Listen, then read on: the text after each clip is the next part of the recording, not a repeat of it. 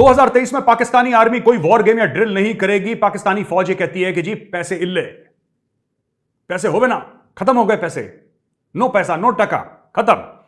Pakistani army के पास तेल खत्म कैसे हो गया और अब क्या सूरत हाल है? पहले हम भाजपा का एक स्टेटमेंट तो सुनाई दिया था, तुम्हें मुफ्त में, without qualification, without brain, without talent, तुम्हें फर्स्ट क्लास एक जिंदगी चाहिए, मुफ्त खोने की आदत है। तो इसके लिए उन्होंने कहा कि अब इसको तेल को हम लोग जो है कम कर देते हैं, क्योंकि बहुत ज्यादा जो रेवेन्यू बजट जिसको हम लोग बोलते हैं बहुत बड़ा होता है। जिहाद फी सबीलिल्लाह, घोड़े पे बैठ कर जाओगे और लाल किले पे सब्ज हिलाली परचम लहराओगे, इंशाल्लाह ये सब बकवास थी और हम कबूल करते हैं कि साहब ये हमने बकवास करी, गजवा फजवा जो भी करते हो, और अब हमारे पास कोई पैसे नहीं है।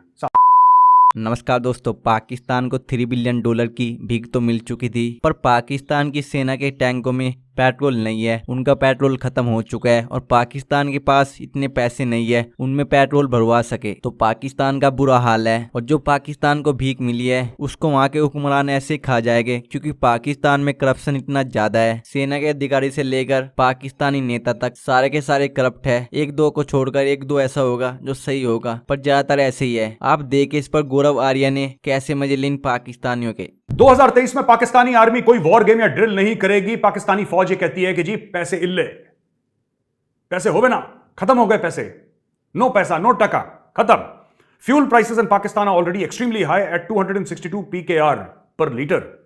ये कह रहे हैं कि जी 262 रुपए पर लीटर तेल है, हमारी हवा निकल चुकी है। जिहाद, गजवाए हिंद और फालतू की और बकवास जो हम करते थे, जो हम अलिफ लैला की कहानियां सुनाते थे अपने बच्चे को कि जिहाद फी सबीलिल्लाह, घोड़े पे बैठ कर जाओगे और लाल किले पे सब्ज हिलाली परचम लहराओगे, इंशाल्लाह ये सब बकवास थी और हम कबूल करते हैं कि साहब ये हमने बकवास करी, गजवा फजवा जो भी करते हो, और अब हमारे पास कोई पैसे नहीं है। साफ सीधी बात है, ठीक है।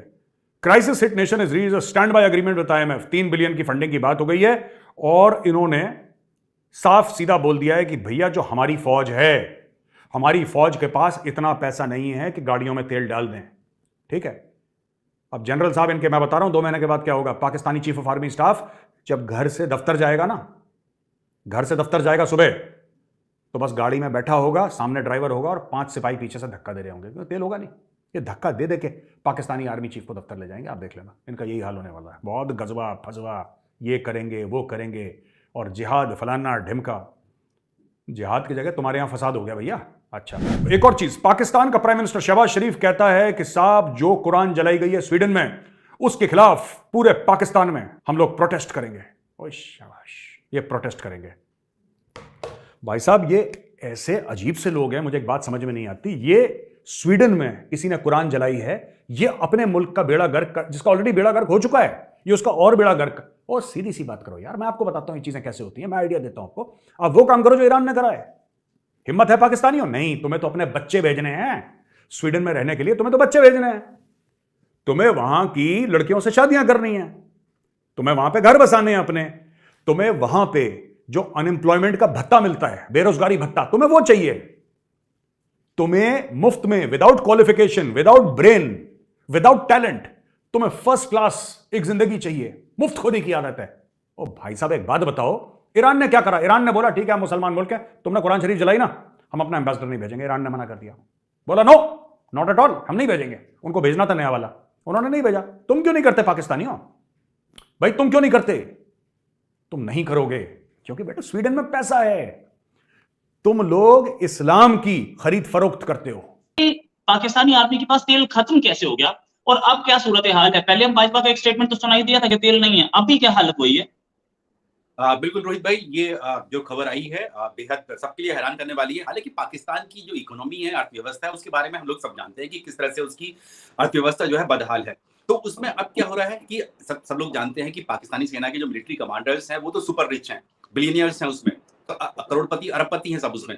लेकिन अब क्योंकि अर्थव्यवस्था आपकी खराब है, तो आपको जो डिफेंस बजट जो मिलता है, रक्षा बजट जो मिलता है, और आपकी एक जिम्मेदारी भी बनती है कि आप देश की अर्थव्यवस्था में किस तरह से अपना योगदान कर सकते हैं। तो पाकिस्तानी सेना ने क्या किया, जो अपना पिछला वाला जो डिफेंस बजट जो हथियार खरीदने के लिए दिया गया था, तो वो उसका जो जितना भी फंड एलोकेट किया गया था वो वापस सरकार को दे दिया कि सरकार अपना जो अर्थव्यवस्था है उसको ठीक करने में रहे।